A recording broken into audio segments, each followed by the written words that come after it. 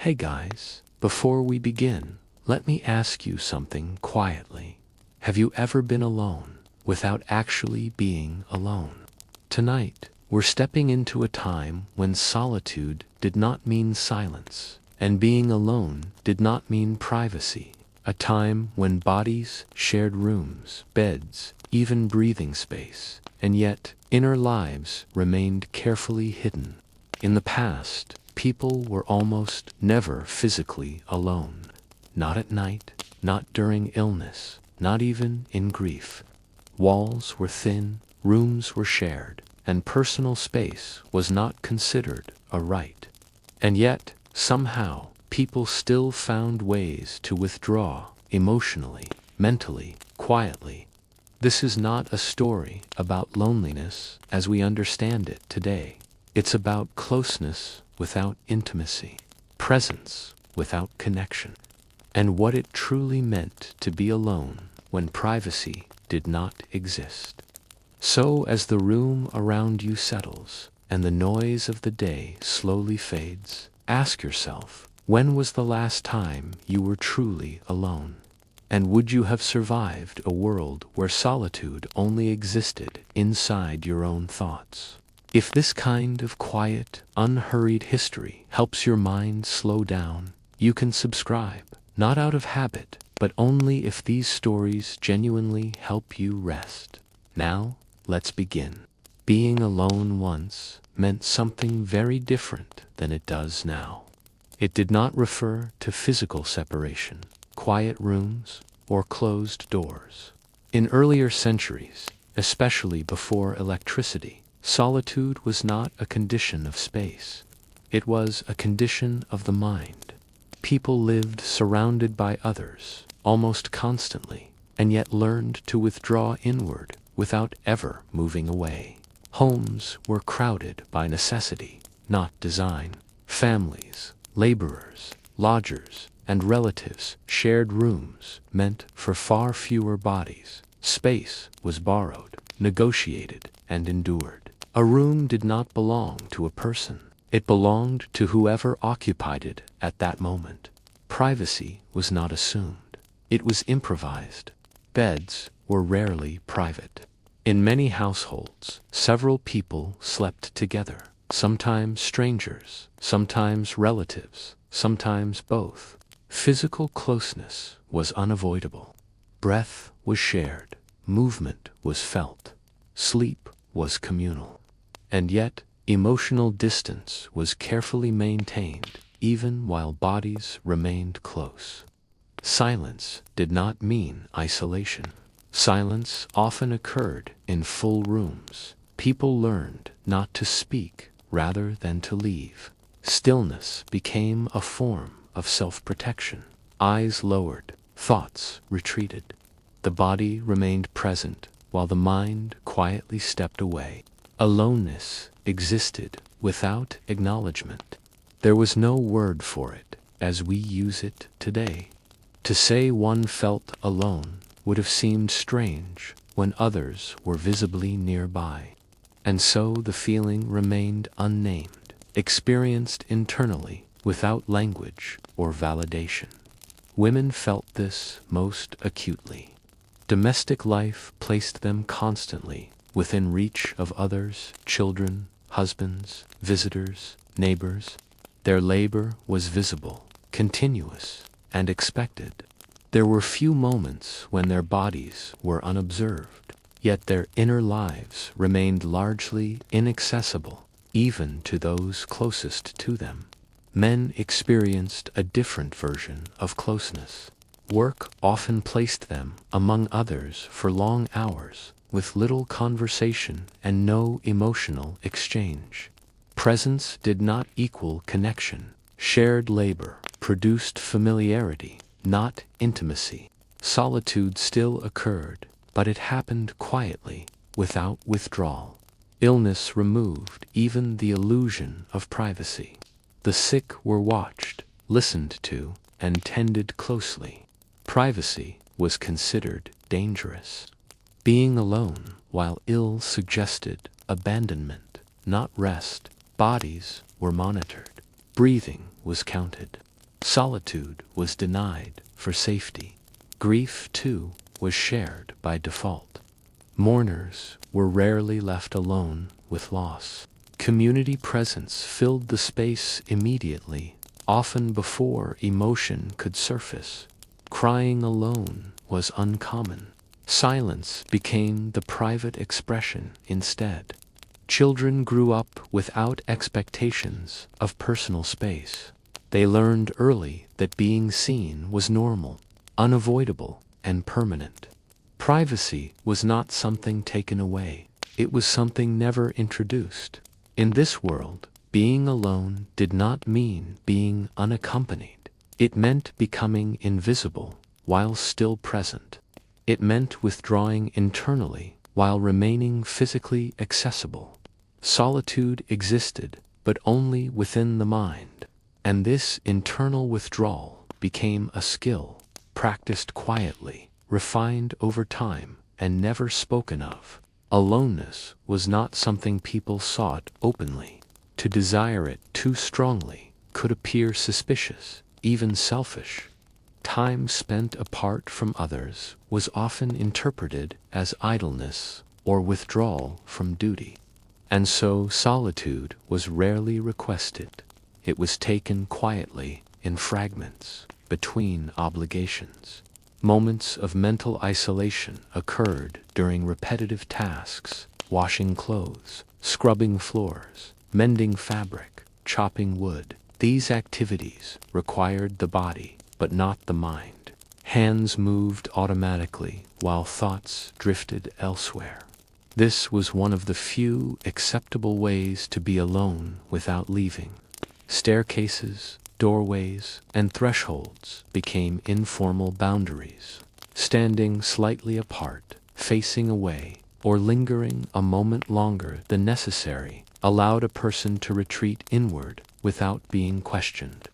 These pauses were brief but meaningful. They created small spaces where thought could exist unobserved.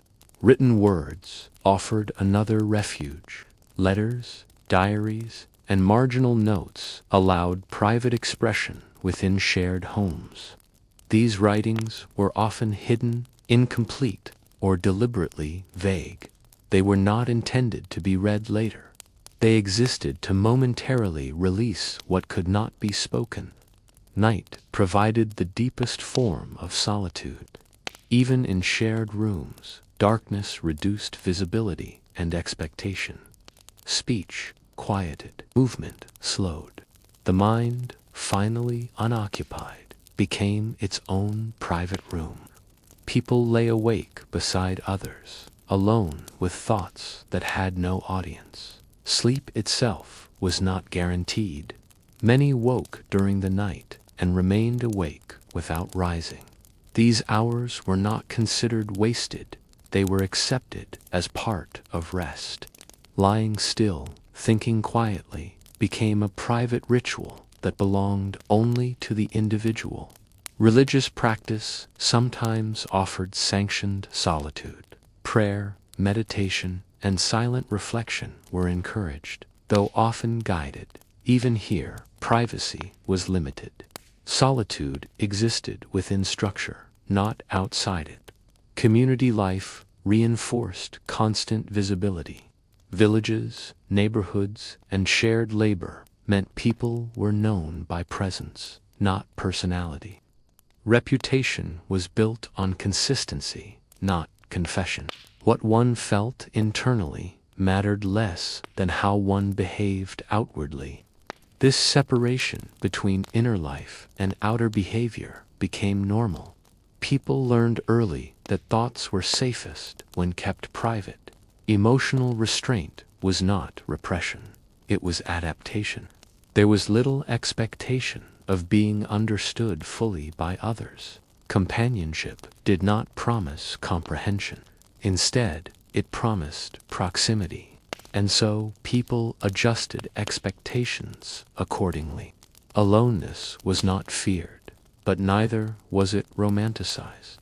It was a quiet necessity, accessed indirectly and released quickly when interrupted. The mind learned to open and close itself as needed. Even close relationships did not erase this distance. Husbands and wives often shared beds without sharing thoughts. Intimacy existed, but it was practical, not confessional. Silence did not signal distance. It signaled respect for boundaries that were never spoken. Over time, this way of living shaped emotional endurance. People became skilled at carrying unshared thoughts without distress. The mind adapted to containment. This was not loneliness as we describe it now. It was a different condition entirely, one shaped by constant presence and limited expression. And within that condition, being alone became something quiet, internal, and carefully preserved.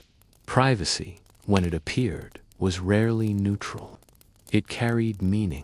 To be alone for too long invited interpretation. Neighbors noticed absences. Family members noted silence. A closed door suggested secrecy, and secrecy suggested intent. Homes were built to observe, not to isolate. Windows faced streets. Doors opened inward toward common rooms. Walls were thin, sometimes symbolic rather than structural. Sound traveled easily, and with it, awareness. Children learned early that solitude was temporary. A corner could be occupied, but not owned. Someone would eventually pass through, speak, or require attention. This expectation shaped behavior. Inner life learned to coexist with interruption. Privacy was often borrowed from function. A task justified separation. Fetching water, tending animals, walking to market, maintaining tools. These moments allowed brief independence without raising suspicion. Purpose protected solitude. Women experienced this tension more intensely. Domestic labor placed them constantly among others, yet emotionally unseen. Aloneness did not come from space, but from repetition. The mind withdrew while the body remained visible. Men, too, were rarely alone in thought without explanation. Work was collective. Taverns, workshops, and fields brought constant proximity. Silence was acceptable only when accompanied by visible effort. True isolation was associated with punishment, illness, or religious retreat. To choose it voluntarily was unusual. Hermits, recluses, and ascetics existed at the margins, admired and distrusted in equal measure. Letters reveal this discomfort. Writers apologized for writing privately, for thinking too much, for lingering on feelings. Expression required justification. Even confession was framed carefully, aware of potential judgment. Night again altered these rules.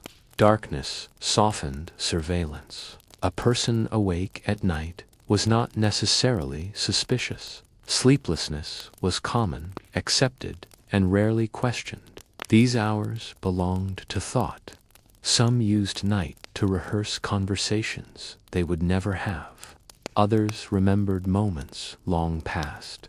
The absence of witnesses allowed memory to surface without correction. Privacy, then, was not a right. It was a condition negotiated, moment by moment. People learned to sense when it was safe to retreat inward and when to reappear. This constant calibration shaped identity. The self was not something displayed fully. It was layered, selective, responsive to context.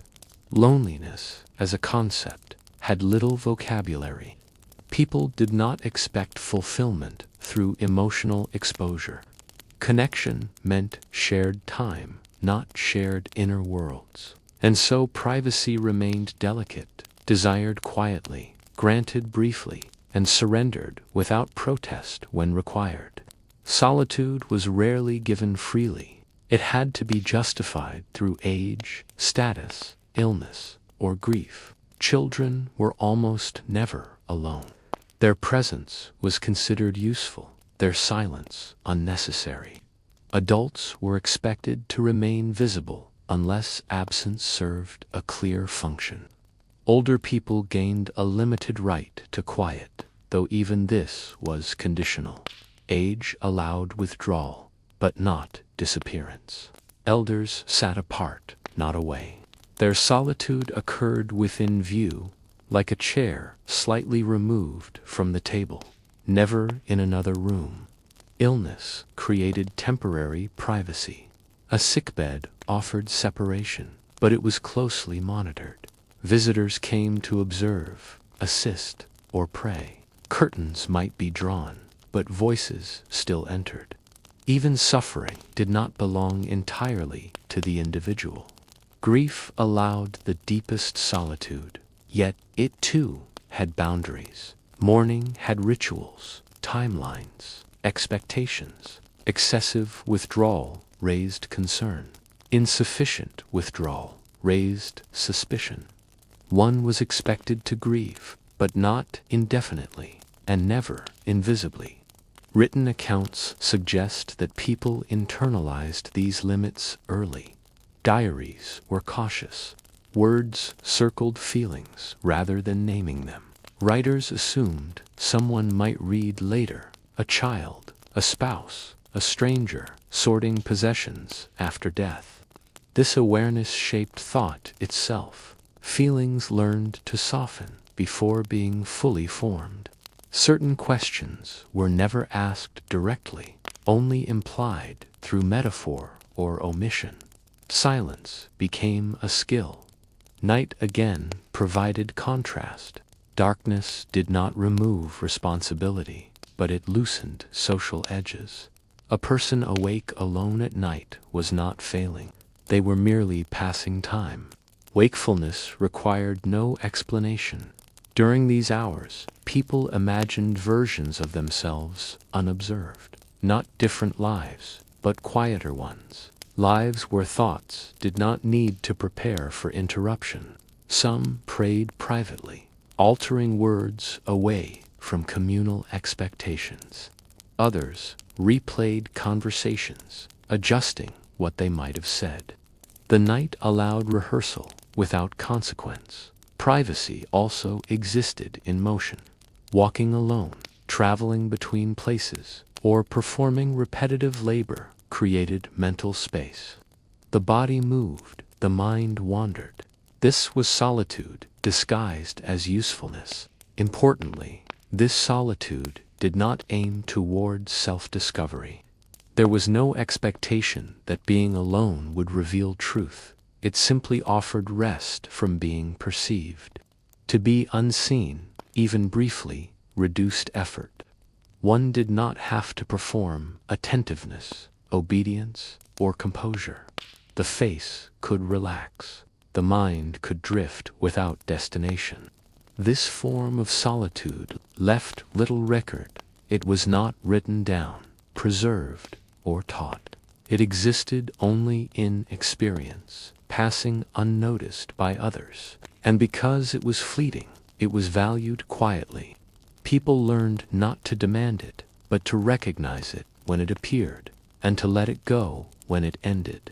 In a world without privacy, solitude survived not as a space, but as a moment, brief, conditional, and deeply internal. Being alone was not always desirable. In many historical periods, solitude carried a quiet sense of risk. To be unseen for too long invited questions. To seek isolation without reason suggested instability, secrecy, or social failure. Communities were built on observation. Safety depended on familiarity. People knew who belonged where and at what hours. Absence disrupted this pattern. Someone alone too often became noticeable precisely because they were unseen. This was especially true for women, children, and the elderly. Solitude implied vulnerability. A woman alone at night was not imagined as peaceful, but exposed. A child alone was neglected. An elderly person alone was forgotten. Because of this, togetherness was framed as protection. Shared rooms, shared beds, shared meals. These were not only economic necessities, but safeguards against danger. Darkness, illness, or death felt less threatening when witnessed. Fear-shaped architecture. Windows faced inward, toward courtyards. Doors remained open during the day. Interior walls were thin. Sound traveled easily, not by accident, but by design. Silence, therefore, became unsettling. A quiet room suggested something wrong. People knocked, not to intrude, but to confirm existence. A voice answered. All was well. Historical letters reveal anxiety around unobserved time. Parents worried when children preferred solitude.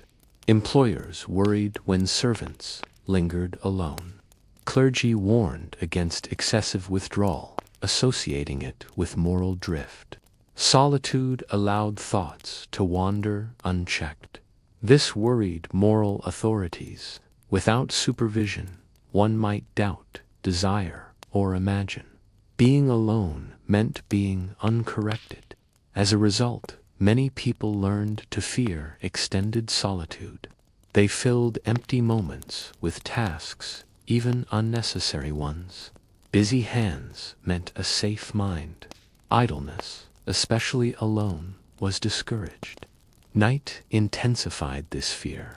Shadows altered familiar spaces. Sounds became ambiguous. To be awake alone after dark felt like standing outside the social order. Candles were left burning not just for light, but reassurance. A flame signaled presence. Someone was awake. Someone existed. In boarding houses, hospitals, and workhouses, night watchmen made rounds, not only to guard, but to be heard. Footsteps, keys, murmured greetings. These sounds calmed sleepers. Silence was more frightening than noise. Even prayer reflected this discomfort. Many prayers were spoken aloud, even when alone. Words filled the space, pushing back against emptiness. And yet, beneath this fear, solitude also carried a quiet pull. People sensed its potential, even if they distrusted it. The same aloneness that frightened also offered relief. This tension shaped how solitude was experienced cautiously, briefly, never fully embraced. One stepped into it, but kept a hand on the door. To be alone before privacy existed meant balancing between rest and risk. Solitude was neither refuge nor freedom.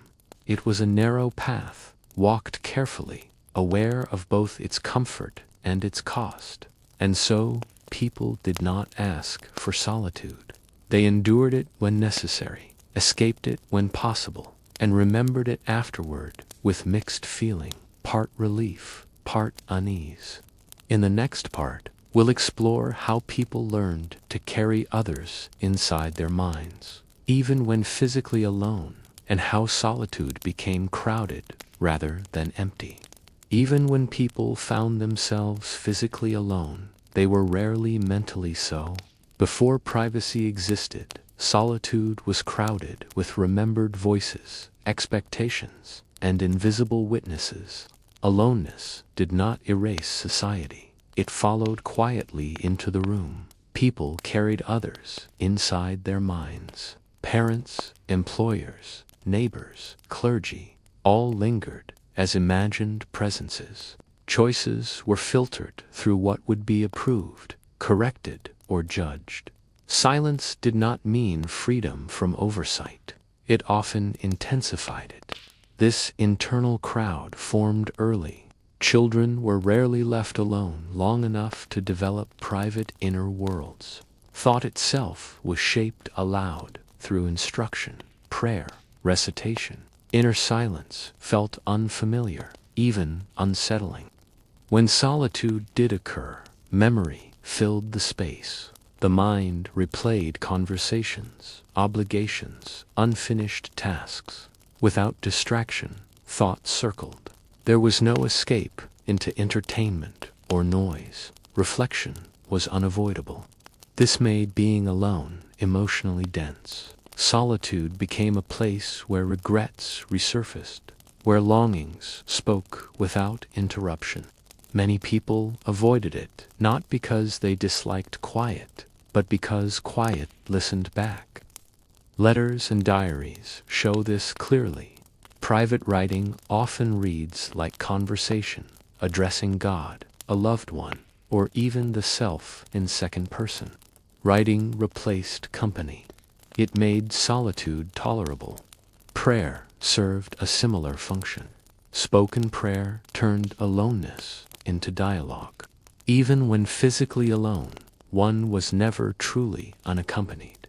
God became witness, listener, presence. Objects also carried memory. A chair remembered its owner. A tool remembered its hands. A room echoed past routines. Solitude inside familiar spaces felt inhabited by absence rather than emptiness. This is why people rearranged rooms slowly after loss. Too much change created silence that felt abrupt, almost violent. Familiar placement softened solitude by preserving imagined company. Night sharpened this effect. Without daylight, memory grew louder. People lying awake did not drift into emptiness. They drifted into recollection. Solitude at night often felt heavier than during the day. Dreams blurred the boundary further. Faces returned. Voices spoke.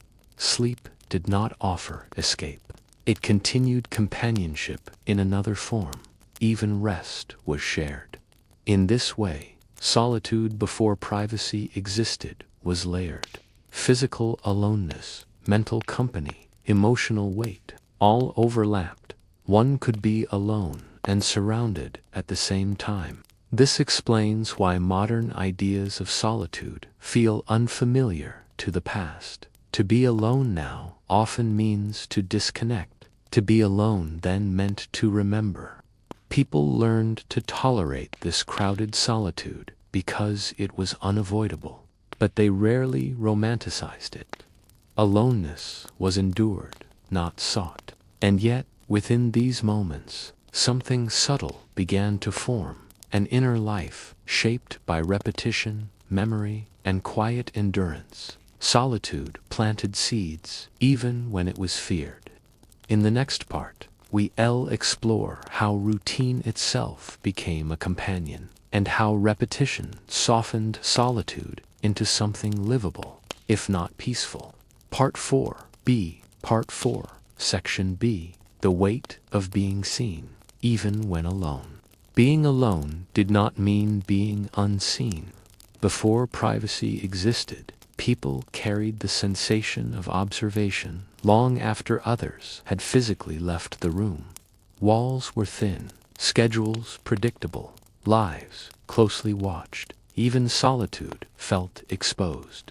Houses were built for oversight, not retreat. Doors stayed ajar. Curtains were practical, not symbolic. Sound traveled freely. A cough, a step, the creak of a floorboard announced presence. Complete isolation was structurally impossible. This constant visibility shaped behavior deeply. People regulated themselves without instruction. Movements stayed restrained. Voices lowered even when no one was present. Habit replaced freedom. Shame functioned as a silent companion. Alone, people still corrected their posture, moderated their thoughts, adjusted their actions. The idea of being watched had already done its work. This is why privacy did not begin as a desire for comfort. It began as a need for relief, relief from constant awareness, from living under uninterrupted social pressure. Moments of near solitude often occurred accidentally. A late task, an errand finished early, a quiet corner of a house between routines. These moments felt unfamiliar, even slightly disorienting. Some people filled them immediately with activity, tidying, mending, preparing. Stillness felt suspicious. Idleness risked judgment, even if only imagined. Others lingered briefly. They stood still.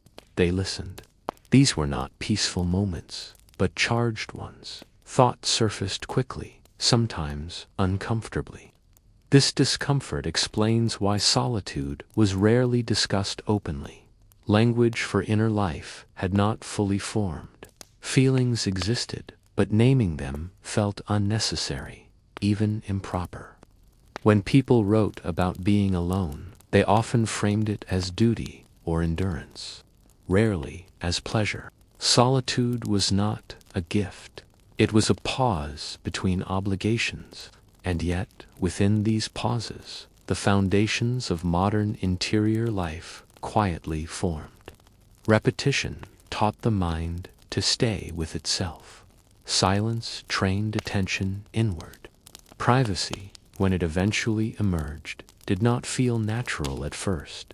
It felt empty, too quiet, too exposed in a different way. People had to learn how to be alone without feeling watched, how to exist without performance. This learning took generations. Until then, solitude remained crowded, filled with memory, expectation, discipline, and imagined eyes. In the next section, we'll see how people coped with this tension, and how shared silence became a substitute for being truly alone. Before privacy existed, people learned to live inside a condition that modern minds would find exhausting: constant proximity without emotional access. Silence became the compromise. When separation was impossible, quiet became the closest thing to being alone. Shared rooms were often filled with people who did not speak unless necessary. Not because conversation was discouraged, but because silence preserved balance. Talking invited attention.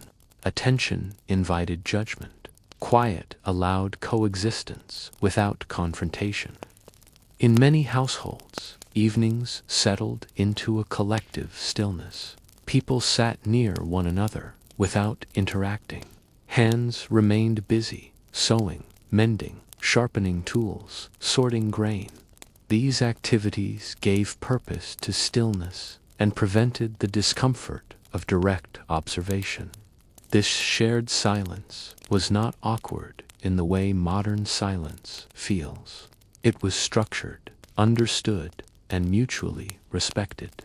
Breaking it required a reason. Words were weighed carefully, not because they were rare, but because they carried consequence. Children learned this early. They watched adults regulate their presence, when to speak, when to withdraw inwardly, even while remaining physically present. Emotional containment was a survival skill. This is why solitude did not require physical separation. People practiced an internal withdrawal. The body stayed visible. The mind retreated quietly. Thoughts were kept private, not by walls, but by restraint. Religious households reinforced this discipline.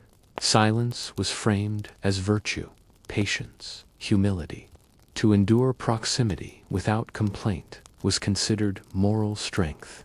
But even outside religious spaces, silence served a similar role.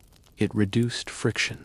It allowed crowded lives to function without collapse. At night, this silence deepened.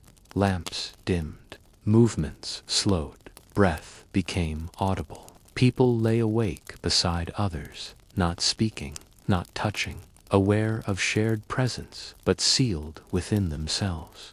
This was not intimacy, it was coexistence. And yet, over time, this constant shared silence shaped emotional endurance. People became skilled at holding thoughts without expression. Feelings were processed internally without validation. this endurance came at a cost. Unspoken grief lingered, desire went unnamed. Loneliness existed even in full rooms, but this was the emotional environment in which people lived, not deprived of connection, surrounded by it, yet rarely alone with themselves. In the next section, we'll examine how this shared silence affected memory, desire, and the way people understood their own inner lives. Without privacy, inner life became something that existed without confirmation. Thoughts were rarely spoken aloud. Feelings were not regularly mirrored back by another person. Most emotional experiences unfolded without witness, without reassurance, and without language to stabilize them. People learned early that not every thought needed expression. In fact, many thoughts were safer when left unspoken. Desire, doubt, resentment, longing. These emotions had no appropriate outlet in crowded domestic life. They were carried quietly, folded inward, and lived with rather than resolved. This shaped how people understood themselves. Identity was not formed through introspection or self-expression, but through duty and repetition. Who you were was less about how you felt and more about what you did each day. Inner turmoil did not redefine a person. It was something endured alongside routine. Women, especially, lived with this constraint. Their days were spent in constant presence. Children, relatives, lodgers, neighbors, yet their emotional lives unfolded in isolation. Even exhaustion had to be quiet. Even sadness needed permission. Journals, when they existed, were sparse and cautious. Writing was not a space for confession, but for record. Emotional honesty, if it appeared at all, was restrained and indirect. People feared discovery, not just of words, but of weakness. Because inner life lacked witnesses, memory played a powerful role. Thoughts returned repeatedly at night. Conversations replayed. Regrets remembered themselves. The mind became a closed room, revisited again and again. Sleep did not always bring relief. Lying beside others, people remained awake with their thoughts, unable to speak them aloud. Silence pressed inward. Breathing around them reminded them they were not alone, yet offered no comfort. This environment trained emotional self-reliance, but not peace. People became capable of carrying feelings alone, but rarely of releasing them. There was endurance, but little resolution. Over time, this shaped entire generations. Emotional restraint became normal. Vulnerability felt risky. Expression felt unnecessary or indulgent. And yet, within this quiet endurance, people still formed deep inner worlds. They imagined futures they would never live. They rehearsed words they would never speak. They built private selves that existed only in thought. In the next section, we will look at how moments of accidental solitude, brief, rare, and often overlooked, became emotionally significant precisely because of this absence of privacy. True solitude, when it appeared, was rarely planned. It arrived unexpectedly, created by circumstance rather than choice. A moment alone in a field while others worked elsewhere. A walk taken slightly longer than necessary. A task done after others had gone to sleep. These moments were brief, but they carried disproportionate emotional weight. Because privacy did not exist as a stable condition, solitude felt intensified. Even a few uninterrupted minutes could feel expansive. The mind loosened its grip, breath slowed, thoughts moved more freely, no longer guarded by the awareness of being observed. People did not waste these moments. They did not distract themselves. There was nothing to scroll, nothing to consume. Solitude was experienced directly. One stood still. One listened to wind, insects, distant sounds. The body recognized the absence of social demand. For women especially, accidental solitude often occurred during work rather than rest, fetching water alone, hanging laundry at the edge of a yard, walking to a market before others rose. These tasks became emotionally charged, not because they were pleasant, but because they were uninterrupted.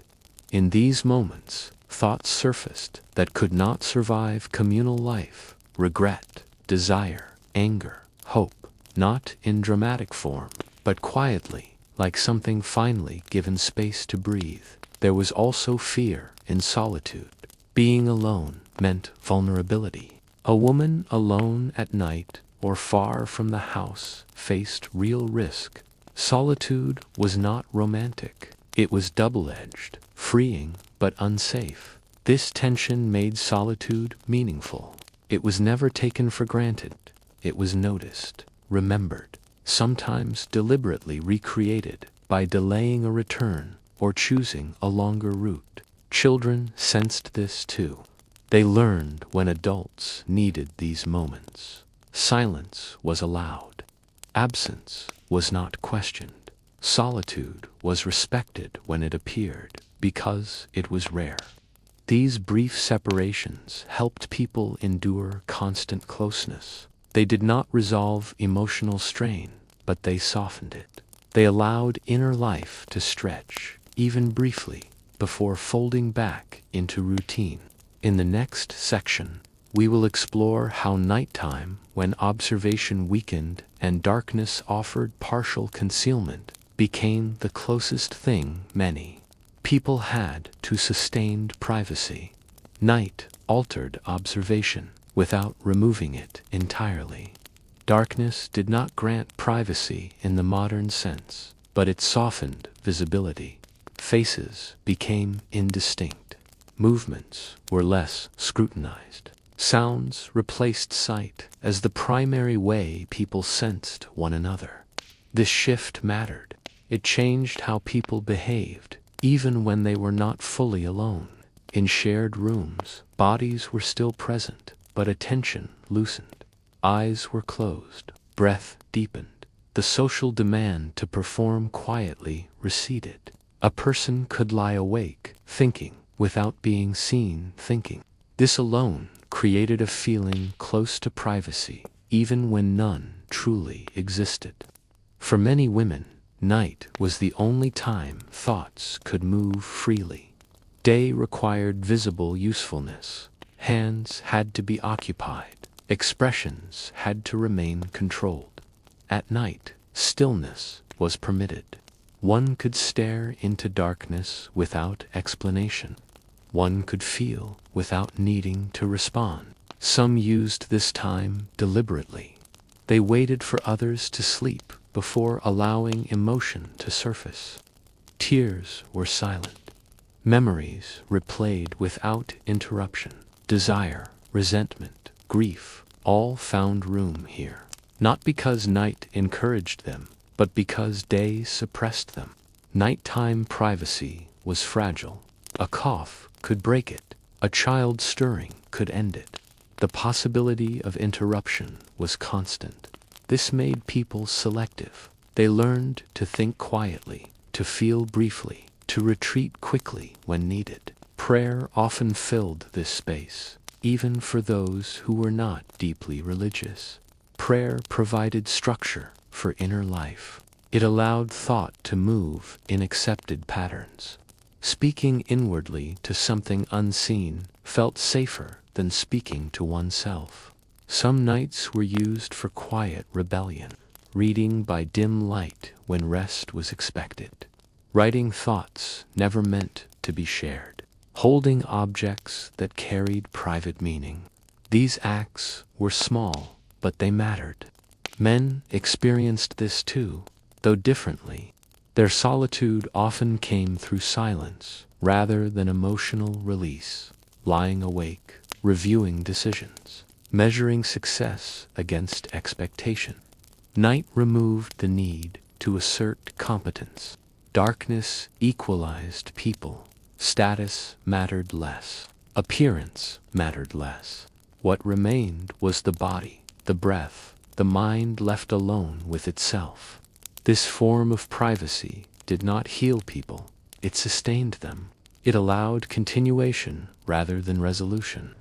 Night offered just enough separation to make closeness bearable again by morning. In the next section, we will examine how people learned to protect their inner lives even when no physical space existed to contain them. When privacy could not be claimed physically, people learned to build it internally. This was not spoken of or taught directly. It emerged quietly, shaped by necessity. An inner world became the only place where thought could move without interruption, where emotion could exist without explanation, where identity could soften its edges. This internal space was not imaginative escape in the modern sense. It was practical. It held memories, rehearsed conversations, unspoken judgments. It allowed people to observe their own lives from a distance, even while remaining physically embedded within them. Women developed this skill early. From childhood, they learned which thoughts were unsafe to voice, which feelings required containment. Over time, this restraint became habitual. Silence was no longer absence, but storage. Thoughts were layered carefully, returned to later, refined in isolation. Men did this as well, though often framed differently. Their inner worlds revolved around assessment rather than expression, measuring progress, revisiting choices, calculating endurance. These thoughts rarely surfaced aloud, but they were active, repetitive, and quietly consuming. This internal privacy shaped personality. Some became reflective, others withdrawn. Some grew sharpened, others distant. What appeared as temperament was often the result of prolonged inwardness rather than innate disposition. Because these inner spaces were invisible, they were protected fiercely. Interruption felt intrusive, even when unintentional. A sudden question, a demand for attention. These moments collapsed the inner world abruptly, forcing the mind back into shared reality. People learned to move between worlds quickly. A thought halted mid-sentence, an emotion folded away. The external self resumed function. This skill became seamless, almost unconscious. Over years, the inner world grew more complex than the outer one.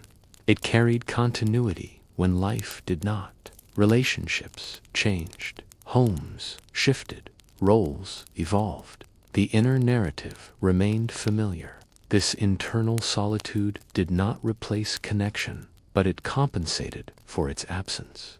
It allowed people to survive prolonged closeness without dissolving entirely into it. In the next section, we will look at how this inward privacy affected memory, identity, and the way people understood themselves over time. When no physical space could be claimed, memory became a room people returned to repeatedly. It was not passive recollection. It was an active place, rearranged over time, entered deliberately when the body could not be elsewhere. Memory allowed people to be alone with versions of themselves that no longer existed in the present moment. These remembered spaces were often ordinary. A corner of a childhood room, a path walked alone years earlier, a moment of quiet before responsibility settled in. Memory preserved not events, but atmospheres. The feeling of standing without being watched, the sense of time moving slowly enough to notice it. People returned to these memories at night, during repetitive labor, or while walking familiar routes. The body performed its task, while the mind stepped briefly into another place. This was not distraction, it was preservation. Memory protected parts of the self that daily life could not accommodate. For women, memory often held versions of the self that had never been fully expressed. Earlier ambitions, unspoken attachments, moments of defiance that could not be repeated. These memories were not mourned openly. They were carried quietly, revisited without comment. Men often stored memory as reference rather than refuge. Past successes, failures, decisions. Memory became a ledger, a way to measure whether endurance had meaning. These recollections were private, not because they were emotional, but because they were evaluative. Over time, memory shaped identity more than current circumstance. People became who they remembered themselves to be, not only who they appeared to be now. This internal continuity mattered in a world where roles changed quickly and recognition was limited. Memory could also become heavy. Returning too often to the same moments created stagnation. Regret settled in, loss replayed without resolution. Yet even this weight was preferable to complete exposure. Memory, even painful, belonged solely to the individual. Silence protected memory. Speaking it aloud risked distortion or dismissal. Keeping it internal preserved its original shape. People learned which memories were safe to share and which required solitude. In this way, memory functioned as the most stable form of privacy available. It could not be entered by others without invitation. It could not be rearranged by authority.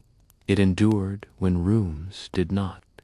In the next section, we will explore how this reliance on inner privacy influenced relationships, shaping distance, restraint, and unspoken understanding between people who lived constantly in one another's presence. Living without privacy reshaped relationships in subtle, lasting ways. When people were always near one another physically, emotional distance became a necessary tool. Affection, frustration, disappointment, and desire were all managed carefully, not because they were weak, but because exposure carried consequence. People learned how much of themselves could be revealed without inviting intrusion. Conversation stayed practical. Questions remained shallow. Curiosity had limits. This restraint was not coldness, it was protection. To ask too much of another person risked collapse of the fragile boundaries that allowed daily life to continue. Marriages reflected this most clearly. Husbands and wives shared beds, rooms, routines, and labor, yet often carried large portions of their inner lives separately. Intimacy existed, but it was narrow. There were things one did not say, not out of secrecy, but out of recognition that there was no space for resolution. Friendships followed similar patterns. Closeness developed through repetition rather than confession, walking the same routes, performing tasks side by side. Silence was not awkward, it was expected. To speak continuously would have been exhausting. This created a form of understanding that relied less on words and more on observation. People noticed posture, breath, small changes in behavior. They sensed mood without asking. Emotional literacy developed quietly without discussion. Women especially became skilled at this kind of reading. They adjusted themselves to maintain harmony, averted conflict before it formed, chose restraint over confrontation. This was not submission, but adaptation to conditions where open disagreement had nowhere to go. Men, too, practiced emotional distance, though framed as reserve or seriousness. Expression was allowed only within narrow limits. Anything beyond risked being seen as weakness or instability, neither of which were safe in communal environments. These habits followed people throughout life.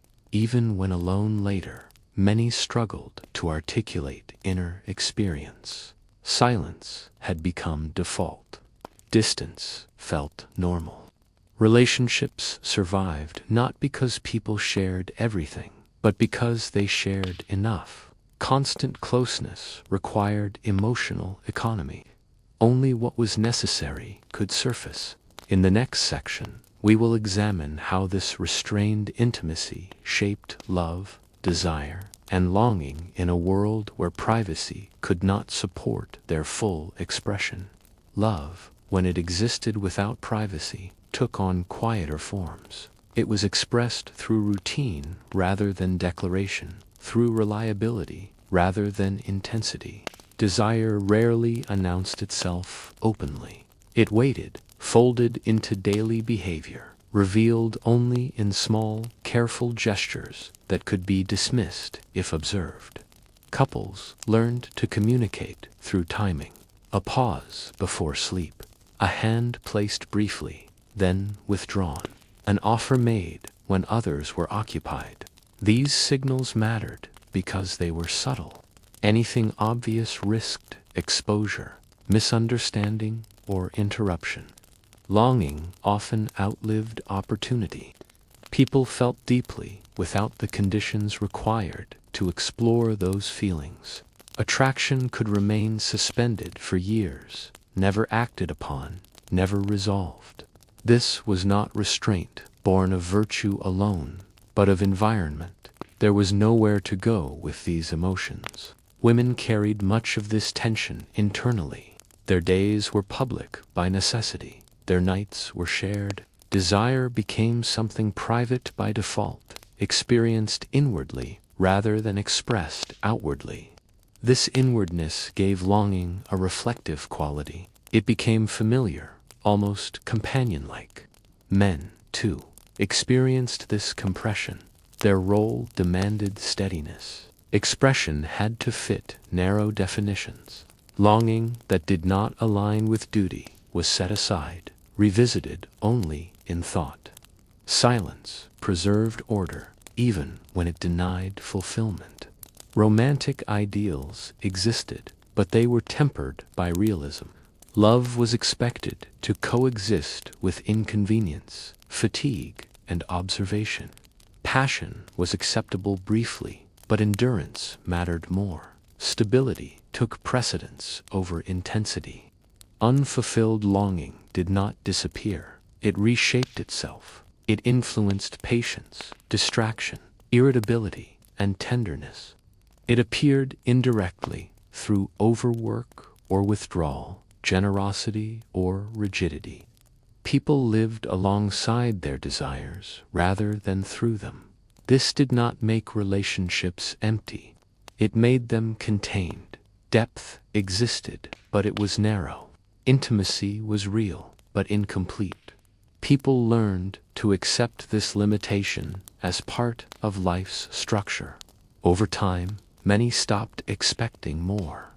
Longing softened into habit. What remained was companionship, shared labor, and mutual survival. In the next section, we will consider how these patterns affected aging, reflection, and the way people looked back on lives lived largely without private space. As people aged within lives shaped by constant closeness, the absence of privacy became less a wound and more a condition quietly accepted. Expectations adjusted downward. Longing softened. What once felt constraining became familiar.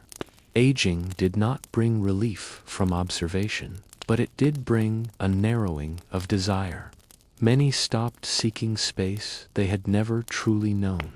Reflection in later years happened slowly, often without narrative or conclusion. People did not frame their lives as stories. They experienced them as sequences of duty, repetition, and endurance. Memory surfaced in fragments rather than arcs. A smell, a season, a task once shared.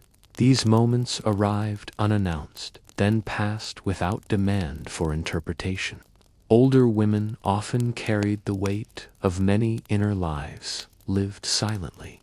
They had been daughters, wives, mothers, workers, caretakers, often simultaneously. Their private thoughts accumulated without release. In old age, some found a strange companionship in this internal crowd. Others felt the weight of what had never been said. Did they feel seen enough, even by themselves? Men aged into quiet assessment. Their sense of worth often rested on usefulness. When labor faded, silence expanded. Some found peace in this, others felt adrift. Without privacy, identity had always been external. When roles diminished, the inner world became louder, sometimes uncomfortably so.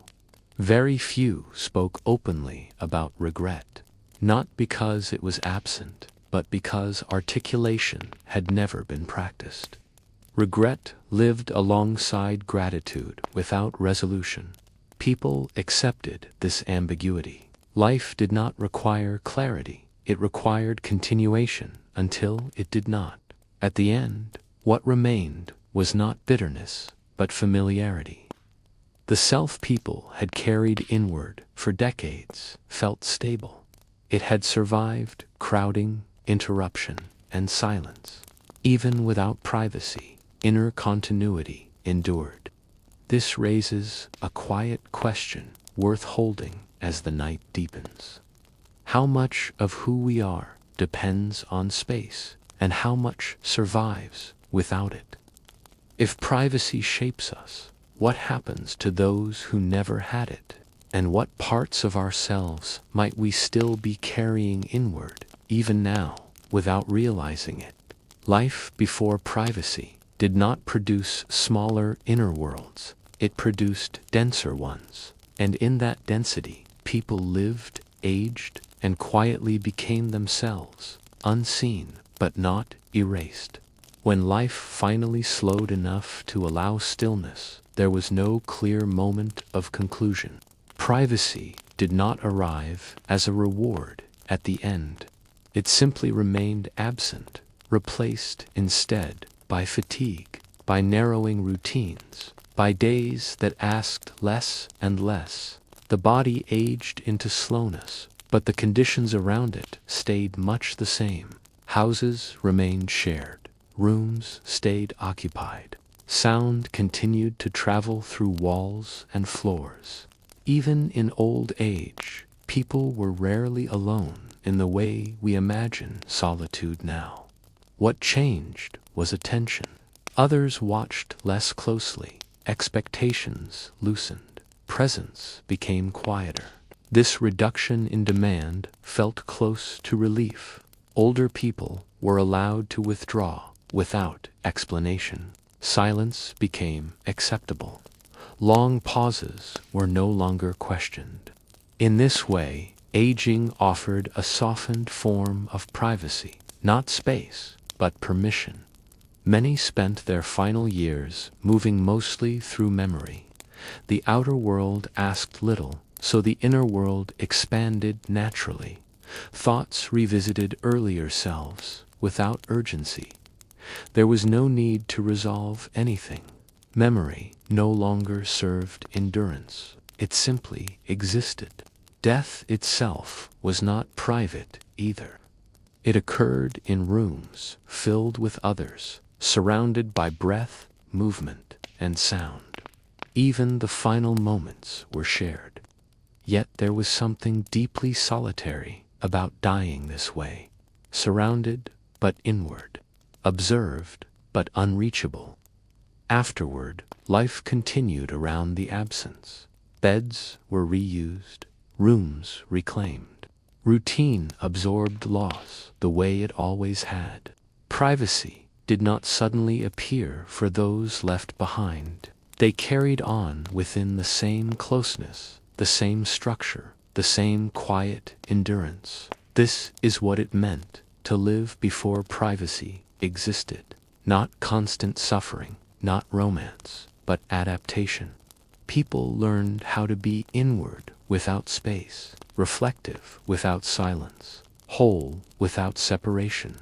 As you rest now, surrounded by your own quiet, it may be worth asking which parts of your inner life require space, and which have learned to survive without it. And how much of solitude is something we truly need, and how much is something we have learned to expect. The night continues, thought slows, observation fades, and for a while, even history rests.